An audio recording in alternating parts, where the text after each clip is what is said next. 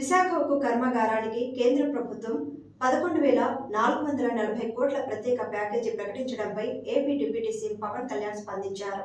Vizag steel ప్లాంట్కు కేంద్రం package ప్రకటించడం చాలా సంతోషకరమని పేర్కొన్నారు. ఉక్కు పరిశ్రమను నిలబెట్టాలన్న ప్రధానమంత్రి నరేంద్ర మోడీ నిబద్ధతకు ఈ ప్యాకేజీ నిదర్శనమని వివరించారు.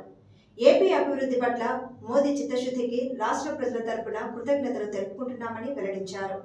ప్యాకేజీ కేవలం ఓ సంఖ్య కాదని, ఇది వేల కుటుంబాల్లో ఆశలు రేకెత్తించిందని తెలిపారు. కార్మికులు, ప్లాంట్తో అనుబంధం ఉన్నవారు ప్లాంట్ను నిలబెట్టుకుంటున్నారని పవన్ వ్యాఖ్యానించారు. ఆత్మనిర్భర్ భారత్ కల సాకారం క్రమంలో విశాఖ ఉక్కు పరిశ్రమ కూడా ఒకటని, ఈ సందర్భంగా కేంద్ర ఆర్థిక శాఖ మంత్రి నిర్మలా సీతారామన్, కేంద్ర ఉక్కు శాఖ మంత్రి కుమారస్వామికి ధన్యవాదాలు తెలిపారు. ముఖ్యమంత్రి చంద్రబాబు నాయకత్వంలోని కూటమి ప్రభుత్వంలో విశాఖ ఉక్కు పరిశ్రమ మనుగడ సాగించడమే కాదు, మరింత అభివృద్ధి చెందుతుందని అన్నారు.